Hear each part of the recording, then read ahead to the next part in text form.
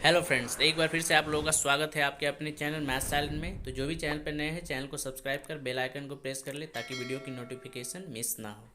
Hello friends, तो आज के इस वीडियो में हम class 10 NCERT chapter 1 real numbers वास्तविक संख्या एक्सरसाइज 1.3 के क्वेश्चन नंबर 1 को सॉल्व करेंगे।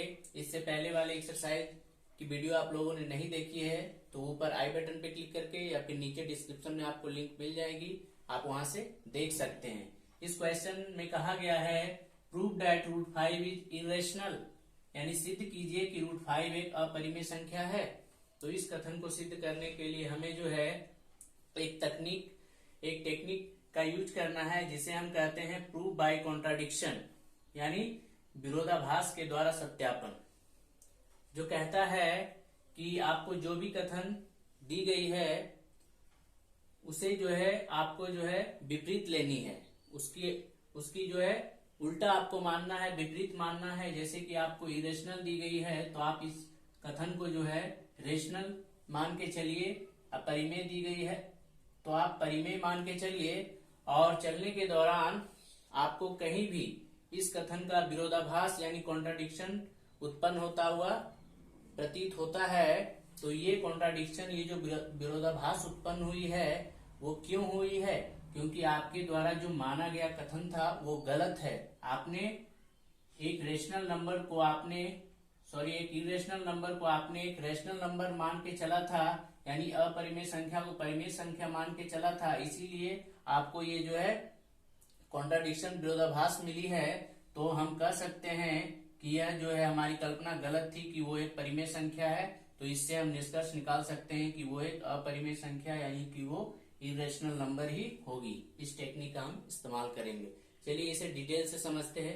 मैंने सारी चीजों को पहले ही लिख रखा है क्योंकि लिख के बताने में वीडियो काफी लंबी हो गई थी।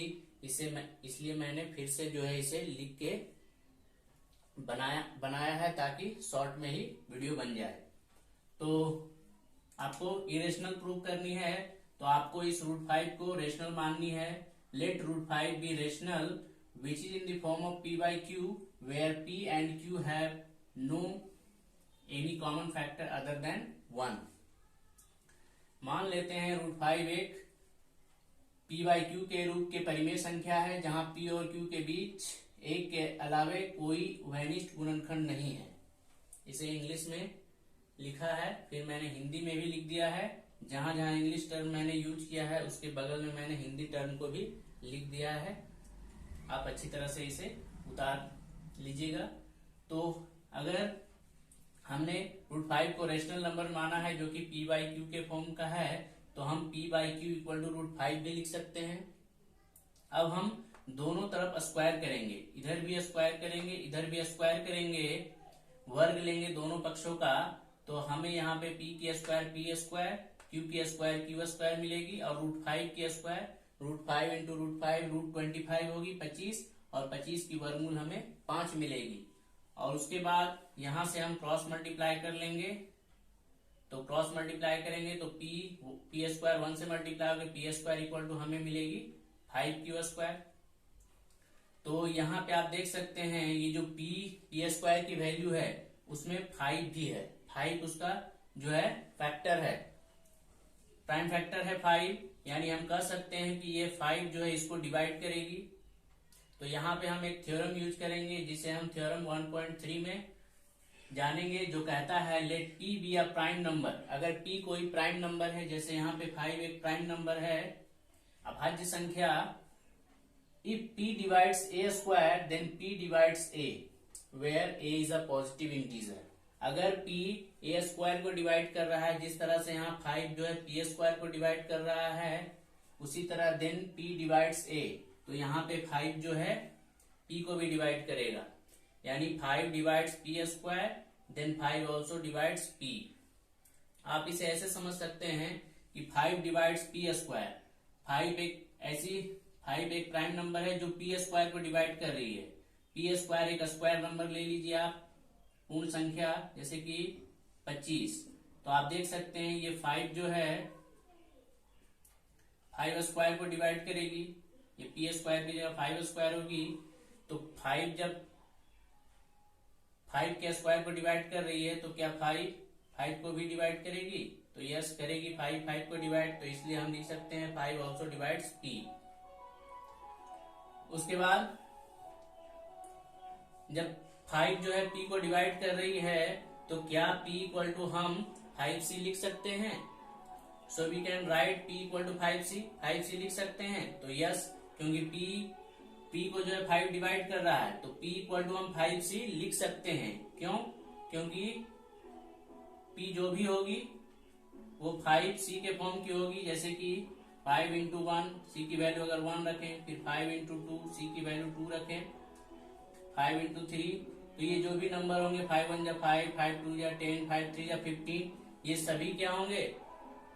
5 के सभी 5 से डिविजिबल होंगे। इसीलिए हम p को 5c के फॉर्म पे लिख सकते हैं, जहां पे c की वैल्यू यहाँ 1 हो सकती है, 2 हो सकती है, 3 हो सकती है, 4 हो सकती है, यानी जो भी नंबर बनेगी 5 से मल्टीप्लाई होके वो p ऐसी वैल्यू होगी जो 5 से डिविजिबल होगी। यहाँ पे जितनी वैल्यू बनी है 5, 10, 15, ये सभी जो है 5 से डिविजिबल हैं, यानी 5c के फॉर्म के हम इसे लिख सकते हैं p को, क्योंकि p जो है 5 से डिवाइड हो रही है, यानी p का फैक्टर है 5, तो हम p इक्वल टू 5c लिख सकते हैं। तो इसे हिंदी में भी लिख सकते हैं, ये सारे टर्म को हिंदी में मैंने लिख दिया है, आप लिख लीजिएगा। अब इस जो 5 equal to p equal to 5c हमने लिखा है, उसे हम इक्वेशन 1 में पुट करेंगे। इक्वेशन 1 में पुट किया जाएगा, तो इक्वेशन 1 हमारा ये था, इसे इक्वेशन 2 कर लेंगे, इसे इक्वेशन 3। तो इक्वेशन 1 में पुट करने जा रहे हैं, तो हम लिख सकते हैं p इक्वल टू 5c थी, तो यहाँ पे हम लिखेंगे 5c की square equal to 5q square हो जाएगी। अब इसे हम सॉल्व करेंगे, तो 5 की square 25, c square equal to 5q square मिलेगी। उसके बाद यहाँ हम 5 से इसे कट कर लेंगे, तो हमें 5c square equal to q square मिलेगी। तो आप यहाँ देख सकते हैं कि q स्क्वायर की जो वैल्यू है उसमें 5 उसके फैक्टर्स हैं, यानी ये 5 जो है q स्क्वायर को डिवाइड करेगी, यानी फिर से वही थ्योरम का इस्तेमाल करेंगे हम लोग। तो हम लिख सकते हैं since 5 divides q square then 5 also divides q। चूंकि 5 q स्क्वायर को विभाजित करती है, तो 5 जो है q को भी विभाजित करेगी। इसे हमने इक्वेशन 3 लिख लिया। तो आप यहाँ देख सकते हैं इक्वेशन 2 एंड 3 में 5 जो है p को भी डिवाइड कर रही है, 5 q को भी डिवाइड कर रही है, यानी p को भी डिवाइड कर रही है, 5 q को भी डिवाइड कर रही है, यानी 5 जो है इन दोनों का ही कॉमन फैक्टर होगा, तो इसीलिए तो डिवाइड कर पा रही है। तो ये जो 5 है ये p और q दोनों के ही कॉमन फैक्टर होंगे। तो from equation 2 and 3 5 is a common factor of both p and q, यानी समीकरण 2 और 3 से हमें जो है 5 ऐसी अभाज्य संख्या मिली है जो p और q दोनों के अभाज्य गुणनखंड है। लेकिन हमारे अनुसार तो हमने माना था कि p और q के बीच एक के अलावा कोई और गुणनखंड नहीं है, कोई और कॉमन फैक्टर नहीं है, लेकिन यहाँ पे 5 जो है कॉमन फैक्टर आई है, जो p और q दोनों की कॉमन फैक्टर है। तो ये जो है इस कथन का तो विरोधाभास उत्पन्न हो गया। हमारे द्वारा माना गया था कि कोई भी उभयनिष्ठ गुणनखंड नहीं है, लेकिन यहाँ पे तो 5 जो है दोनों के ही अभाज्य गुणनखंड आ गए हैं। तो ये जो है इस कथन का विरोधाभास उत्पन्न हो गया है, यानी कि कॉन्ट्राडिक्शन उत्पन्न हुआ है। But this contradicts the fact that p and q have no any common factor other than 1। इससे जो है इस कथन का विरोधाभास उत्पन्न होता है कि जो है p और q के बीच एक के अलावा कोई और गुणनखंड नहीं था। तो ये कॉन्ट्राडिक्शन, ये जो विरोधाभास उत्पन्न हुआ है, ये क्यों हुआ है? तो this contradiction has arisen because of our incorrect assumption that root 5 is rational. यह विरोधाभास इसलिए उत्पन्न हुआ है क्योंकि हमने जो है एक इनकरेक्ट एजम्पशन, हमने जो है गलत अवधारणा को मान लिया है, एक त्रुटिपूर्ण कल्पना कर ली थी कि रूट 5 एक परिमेय संख्या है, रूट 5 एक परिमेय संख्या है। सो वी कंक्लूड दैट, इसलिए हम निष्कर्ष निकाल सकते हैं कि √5 इज इरेशनल, यानी कि √5 एक अपरिमेय संख्या है। बस ये सारे कथन इस तरह से लिखे जाएंगे, आप अच्छी तरह से इसे नोट कर लीजिएगा। इसी तरह से आप √2 को भी कर सकते हैं, √3 को भी कर सकते हैं, √7 को भी कर सकते हैं। सारा प्रोसेस यही होगा, बस यहाँ पे वैल्यू रिप्लेस होगी, √2 के लिए यहाँ पे √2 आएगी, फिर यहाँ पे पुट होने वाली जो वैल्यू होगी 2c होगी, और सारा प्रोसेस सेम ही चलेगा। इस तरह से आप √3, √2 एंड √7 को भी प्रूव कर सकते हैं। तो उम्मीद है ये सारी चीजें आप लोगों को अच्छी तरह से समझ में आई होगी। अगर वीडियो पसंद आई हो तो लाइक और शेयर करें, और हाँ, चैनल पे जो भी नए हैं चैनल को सब्सक्राइब करना ना भूलें। मिलते हैं नेक्स्ट वीडियो में, तब तक के लिए bye bye. Thanks for watching and take care.